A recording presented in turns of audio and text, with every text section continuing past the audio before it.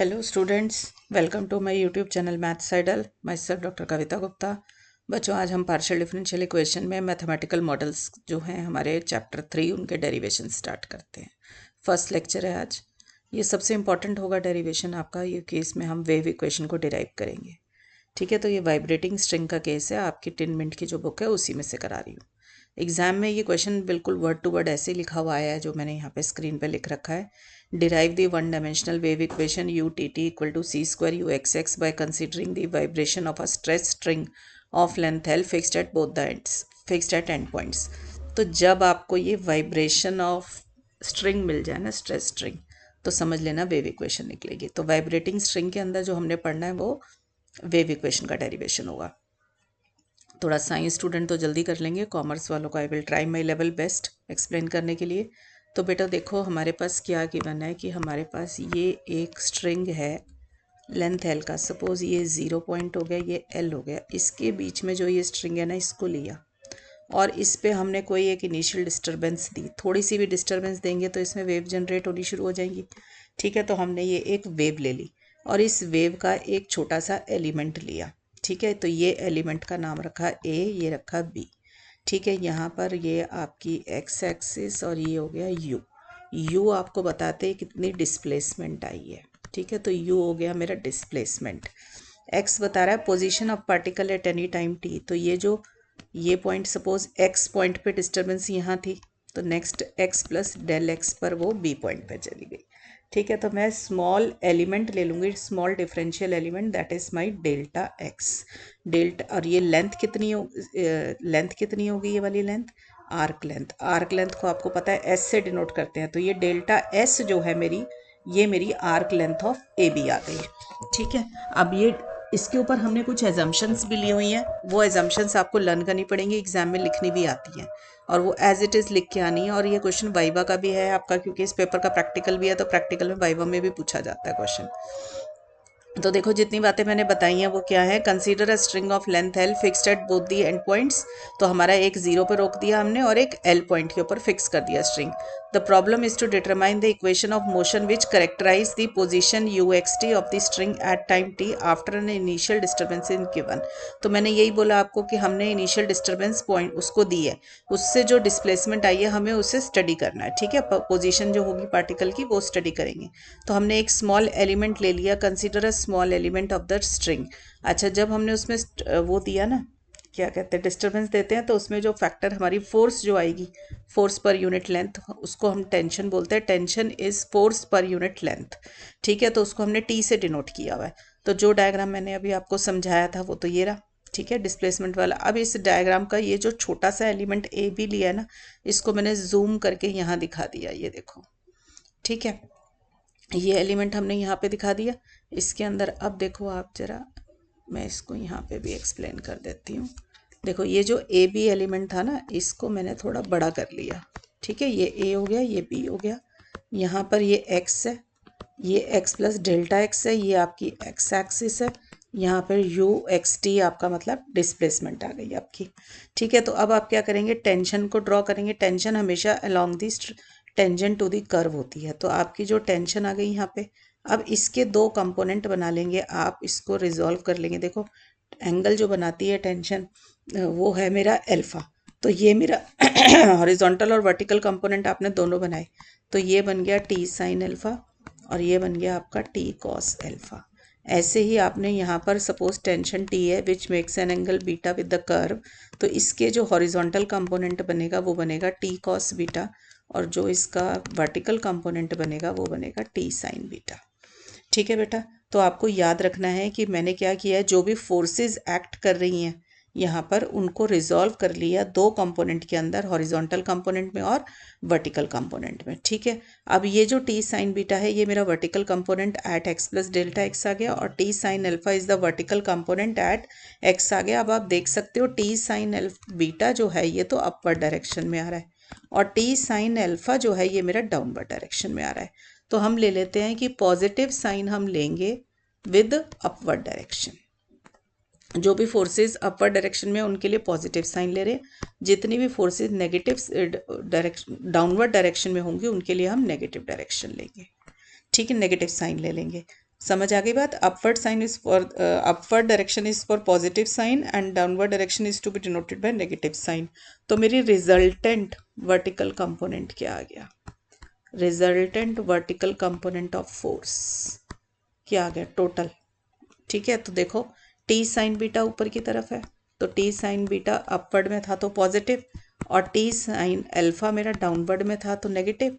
ठीक है, तो T sine beta minus T sine alpha मेरा क्या आ गया? रिजल्टेंट कंपोनेंट आ गया। ठीक है, और दूसरी बात हॉरिजॉन्टल कंपोनेंट भी है मेरे पास, एक टी कॉस अल्फा और एक टी कॉस बीटा। ये दोनों मेरे इग्नोर हो जाएंगे क्योंकि मैंने कुछ एजम्पशंस ली हुई हैं कि जो एंगल है वो बहुत छोटा सा एंगल है। ठीक है, तो डिस्प्लेसमेंट बहुत कम है हॉरिजॉन्टली। तो देखिए एजम्पशंस मैं एक बार रीड करवा देती हूँ। String is flexible and elastic. ठीक है, इसका मतलब क्या होता है कि string can not resist bending movement, कि हमने स्ट्रिंग को दो एंड पॉइंट्स पे जोड़ा हुआ था 0 से L पर, तो 0 से L पर वो है, जब मैंने उसको डिस्टर्बेंस दी है तो वो ऐसा नहीं है कि वो बेंड नहीं होगा, वो थोड़ा सा बेंड ज़रूर होगा। ठीक है, वो फ्लेक्सिबल है और इलास्टिक है। तो tension in the string is always in the direction of tangent, ये मैं आपको बता चुकी हूँ। There is no elongation of the single element of the string and hence by Hooke's law tension is constant. Hooke's law है, मैंने state भी कर दिया है। Hooke's law कहता है tension of the string is directly proportional to the load applied to it। तो वो कह रहा है Hooke's law इसके अंदर वेरीफाई होता है, मतलब आपका होल्ड कर रहा है, टेंशन इज कांस्टेंट है। ठीक है, ये आपकी सेकंड एजम्पशन हो गई। फिर आपने लिया हुआ weight of the string is small compared with the tension of the string. ये बेटा एजम्पशंस तो लर्न कर लेना एज इट इज। अब वेट ऑफ द स्ट्रिंग आपने स्मॉल लिया हुआ है ना, तो वेट से आपका डब्ल्यू क्या होता है? mg। तो हम mg का फैक्टर अभी ले नहीं रहे हैं क्योंकि हमने अभी बहुत स्मॉल लिया हुआ है यहाँ पे। तो हम वेट तभी लेंगे जब क्वेश्चन में गिवन होगा। Deflection is small compared with the length of the string. तो मतलब ऐसा नहीं है, स्ट्रिंग की जो लेंथ एल है, अगर मैं उसमें तो डिस्टर्बेंस दूंगी तो जो स्मॉल एरिया एलिमेंट आएगा, एलिमेंट होगा मेरा स्मॉल एलिमेंट, वो उससे बड़ा आ जाएगा, वो उससे बहुत छोटा सा है। ठीक है, तभी ए बी जो एलिमेंट मैंने लिया था वो बहुत छोटा सा लिया लेंथ के कंपैरिजन में। The slope of the display string at any point is small compared with the unity. Slope बहुत छोटा होगा तो आप एंगल, स्लोप का मतलब tan थीटा होता है ना आपका, तो एंगल बहुत छोटा है। ठीक है, एंगल बहुत छोटा होता है तो tan theta equal to sine theta ले लेंगे हम डेरिवेशन के अंदर, due to this assumption. There is only pure transverse vibration. आपने फिजिक्स में पढ़ा होगा कि वाइब्रेशन दो तरीके की हैं, लॉन्गिट्यूडनल और ट्रांसवर्स। तो अगर direction of propagation of wave के अंदर ही ऑसिलेटिंग हो तो लॉन्गिट्यूडनल होती है, बट अगर परपेंडिकुलर डायरेक्शन में आ जाए तो वेव ट्रांसवर्स हो जाती है। तो मैंने इसका मीनिंग लिख दिया है कि it is the wave that are oscillating perpendicular to the direction of the propagation of wave. ठीक है बेटा, अब ये मैंने आपको समझा दिया है कि रिजॉल्व किया है मैंने टेंशन को वर्टिकल कंपोनेंट में भी और उसमें भी, हॉरिजॉन्टल में भी। तो वर्टिकल कंपोनेंट जो रिजल्टेंट फोर्स आएगी T sine beta minus T sine alpha आएगी। ये कैसे आई है मैंने आपको एक्सप्लेन कर दिया। टी साइन बीटा के साथ पॉजिटिव साइन इसलिए लिया क्योंकि वो अपवर्ड डायरेक्शन में था, और टी साइन अल्फा के साथ नेगेटिव इसलिए लिया क्योंकि वो डाउनवर्ड डायरेक्शन में था। जो भी बातें मैंने आपको समझाई हैं वो सब मैंने यहाँ पे लिख दी हैं। एग्जाम में इतना एक्सप्लेन नहीं करना, मैंने लिख दिया, ओनली फॉर योर अंडरस्टैंडिंग है ये। आप एग्जाम में डायरेक्ट लिखेंगे कि resultant force in the vertical direction is T sine beta minus T sine alpha. ठीक है, फिर हमारे पास न्यूटन का सेकंड लॉ है। न्यूटन का सेकंड लॉ होता है force is equal to mass into acceleration. तो अब आप क्या करेंगे, रिजल्टेंट फोर्स को मास इनटू एक्सेलरेशन के बराबर कर देंगे। अब आपको पता है हमने फोर्स में टेंशन लिया हुआ, टेंशन होती है डेंसी, आपने टेंशन क्या ली हुई है, फोर्स पर यूनिट लेंथ होती है। तो हम जब मास का फॉर्मूला लगाएंगे तो वो भी लेंथ वाला ही लगा रहे हैं। देखो कैसे लगा रही हूँ मैं फॉर्मूला, मास का फॉर्मूला क्या होता है, density is equal to mass per unit volume. इधर देख लो जरा, डेंसिटी का फॉर्मूला होता है मास पर यूनिट वॉल्यूम, या मास पर यूनिट मतलब नीचे एक डायमेंशन जो है ये वाली, या तो वॉल्यूम आएगी या एरिया आएगी या लेंथ आएगी। अगर आप 1 डायमेंशन में है तो लेंथ ले लें, 2 डायमेंशन में तो एरिया ले लें, 3 डायमेंशन हो गया तो वॉल्यूम ले लेंगे। तो मैं ले रही हूँ इसको क्योंकि हमने स्मॉल एलिमेंट लिया है, ये वाला डेल्टा एस जो लिया था, तो ये एक लेंथ का काम कर रहा है, 1 डायमेंशन में है। तो मैंने लिया डेंसिटी के लिए रो सिंबल होता है, मास के लिए एम हो गया, और मैंने मास पर यूनिट लेंथ ली है यहाँ पे, तो लेंथ हो जाएगी मेरी डेल्टा एस। ठीक है, तो मेरा एम क्या आ जाएगा, मास आ जाएगा रो इंटू डेल्टा एस। ठीक है बेटा, तो मैंने ये एक्सप्लेन कर दिया। मास की जगह मैंने लिख दिया रो इंटू डेल्टा एस, और आ गया एक्सलरेशन। एक्सलरेशन क्या चीज़ होती है आपकी, देखिए एक्सलरेशन होता है rate of change of velocity, rate of change of velocity. अब वेलोसिटी क्या थी, rate of change of displacement, तो वेलोसिटी के लिए तो यूटी सिंबल हो गया, मतलब यू इज द डिस्प्लेसमेंट और t is differentiation with respect to time t, तो वेलोसिटी हो गई डिस्प्लेस यू टी। अब रेट ऑफ चेंज एक वर्ड और है, तो इसका मतलब रेट मतलब क्या होता है, divide D by D T of U T, तो ये क्या बन गया यू टी टी। ठीक है, तो याद रख सकते हैं कि डिस्प्लेसमेंट का सेकंड डेरिवेटिव जो होता है with respect to time that is acceleration, और फर्स्ट डेरिवेटिव वेलोसिटी होता है, तो इसलिए आ गया यू टी टी। मैंने सब चीज़ों का मीनिंग यहाँ पे लिख दिया है।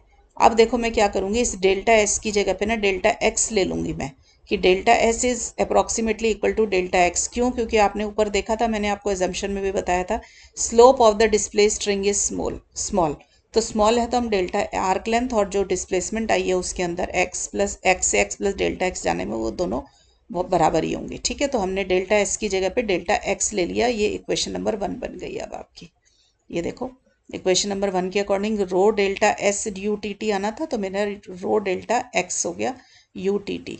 ठीक है, और रिजल्टेंट फोर्स की जगह पे मैंने T sine beta minus T sine alpha डाल दिया, तो ये मेरी इक्वेशन बन गई। अब देखो मैं क्या करूँगी, मैंने आपको ये भी बताया था कि एंगल बहुत छोटा सा लिया हुआ है हमने, स्लोप जो था बहुत स्मॉल था ना, स्लोप क्या होता है आपका एंगल से डिनोट होता है ना, तो हमारा क्या होगा, अगर एंगल बहुत छोटा होता है हाइपोटेन्यूज और बेस कोइंसाइड हो जाती हैं। अब आपको पता है हाइपोटेन्यूज से कोई चीज़ बनाते हैं तो साइन का एंगल बनता है, और बेस उससे बनाएंगे तो हमारा किसका एंगल बनेगा, टैन का बनता है। तो मेरा जब एंगल दोनों बहुत छोटे होते हैं तो साइन अल्फा टैन अल्फा के बराबर हो गया, और साइन बीटा टैन बीटा के बराबर हो गया। ठीक है बेटा, सबको समझ आ गया यहाँ पर।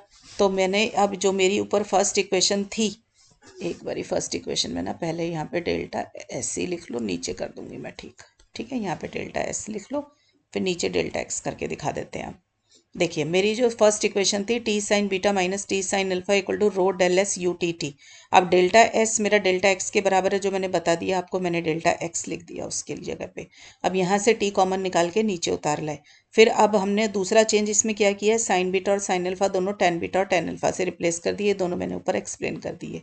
ठीक है, यहाँ पे अब देखो टैन अल्फा होता क्या है एक्चुअल में, टैन थीटा जो होता है आपको पता है ना, कि अगर मैं एक बार एक्सप्लेन कर देती हूँ, ये कॉन्सेप्ट बार बार यूज होगा। अगर हम एक्स वाई प्लेन में होते हैं तो tan theta is equal to d y by d x is equal to slope of the curve होता है। ठीक है, अब हमारे पास जो ग्राफ है उसमें यहाँ पर यू और यहाँ पर एक्स है।